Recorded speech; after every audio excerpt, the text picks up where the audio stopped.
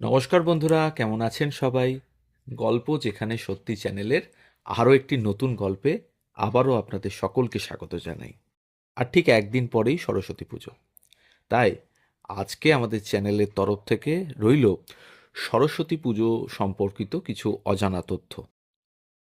তাই আবারও মনে করিয়ে দিই, যদি আমাদের চ্যানেলে নতুন হন তাহলে অবশ্যই আমাদের চ্যানেলটিকে সাবস্ক্রাইব করে একটু পাশে থাকবেন।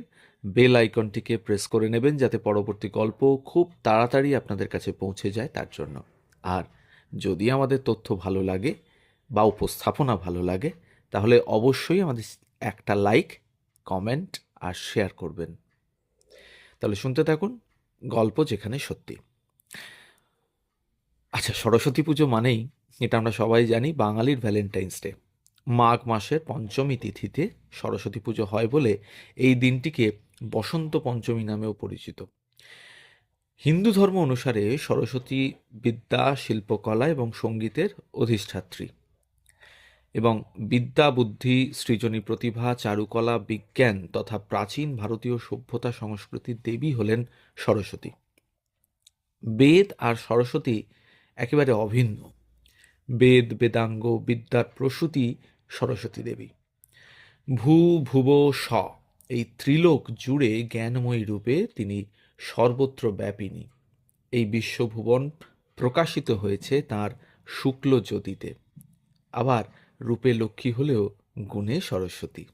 দেবী সত্য গুণের প্রতীক, তাই তিনি শ্বেতবর্ণা, শ্বেত বস্ত্র পরিহিতা, বীণা ও পুস্তক ধারিণী মহাশ্বেতা।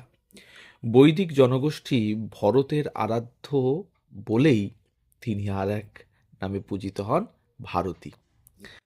অন্যদিকে বেদ, বিশেষ করে সামবেদ, তো সঙ্গীত রসে সিক্ত সুক্তাবলী, যজ্ঞস্থলে সারস্বত বীণা ধ্বনিতে মুখরিত হয়ে উঠত এই প্রতিটি স্তোত্র। আবার কেউ কেউ বলেন গান্ধর্ব কিন্নরদের সঙ্গে দেবী সংশ্লিষ্ট ছিলেন বলেই সরস্বতীর অপর নাম বীণাপাণি। কিন্তু কিভাবে এই দেবীর সৃষ্টি হলো সে নিয়ে পুরাণে এক আশ্চর্য গল্প আছে। হিন্দু ধর্মের সর্বোচ্চ আসনে থাকা তিন দেবতার অন্যতম হলেন দেবতা ব্রহ্মা।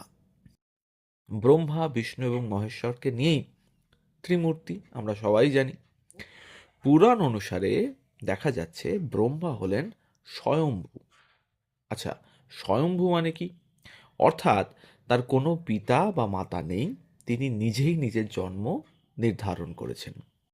এই আশ্চর্য জন্মের পর ব্রহ্মা ধ্যানে বসেন এবং সেই ধ্যানে তিনি তার সকল ভালো গুণকে একত্র করতে থাকেন। আর ব্রহ্মার সকল ভালো গুণ একত্রিত হয়ে তা ধীরে ধীরে এক নারীর আকার নিতে থাকে। এইভাবেই ব্রহ্মার মুখগহ্বর থেকে সৃষ্ট হয় দেবী সরস্বতী। ব্রহ্মার প্রথমে একটি মুখ ছিল। অত্যন্ত সুন্দর এই দেবীকে দর্শন করার জন্যই ব্রহ্মার আর চারটি মুখের সৃষ্টি হয়, এটাই পুরাণ মতে বলা হয়েছে।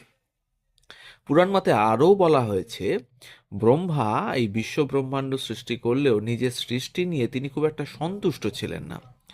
সরস্বতী তাকে এই বিশ্বকে আরও কিভাবে সুন্দর করে তোলা যায় সে সম্পর্কে নাকি পরামর্শ দেন। এবং পুরাণের কোথাও কোথাও সরস্বতীর স্বামী হিসেবে বিষ্ণুর কথাও উল্লেখ করা আছে। আবার কোথাও ব্রহ্মাকে সরস্বতীর স্বামী হিসেবে বলা হয়েছে। পুরাণের একটি কাহিনী অনুসারে একবার কোনো একটি নির্দিষ্ট অনুষ্ঠানে ব্রহ্মার পাশে সময় মতো এসে উপস্থিত হতে পারেননি সরস্বতী, এবং সেই কারণে ব্রহ্মা গায়ত্রী নামে নিজের আরও এক স্ত্রীর সৃষ্টি করেন এবং সেই কথা জানতে পেরে অত্যন্ত ক্রুদ্ধ হয়ে ওঠেন সরস্বতী। তিনি ব্রহ্মাকে অভিশাপ দেন যে ত্রিমূর্তির অন্যতম হলেও মর্তলোকে ব্রহ্মার পুজো করা হবে না।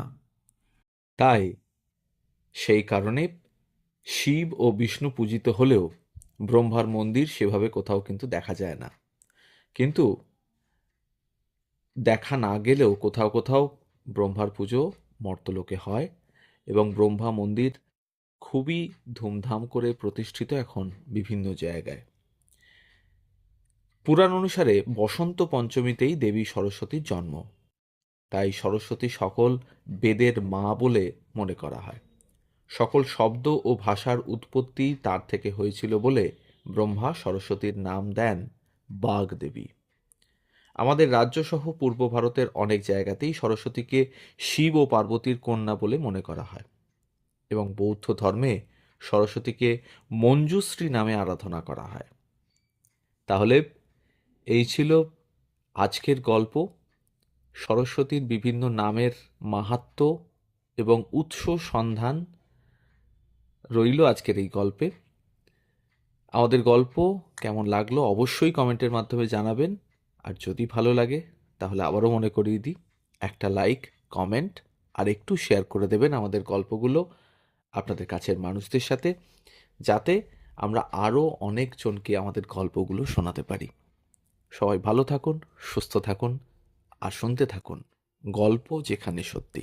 আমরা থাকছি প্রতিদিন ঠিক সকাল 9টা থেকে 9টা 30 মিনিট। কখনো কখনো হয়তো আমাদের গল্প পোস্ট করার টাইম একটু পিছিয়ে যায়, তার জন্য ক্ষমা প্রার্থী আমরা, কিন্তু তাও আমরা চেষ্টা করি প্রত্যেক দিন ঠিক টাইমে গল্পটি পোস্ট করার। সবাই শুনতে থাকুন গল্প যেখানে সত্যি। ধন্যবাদ।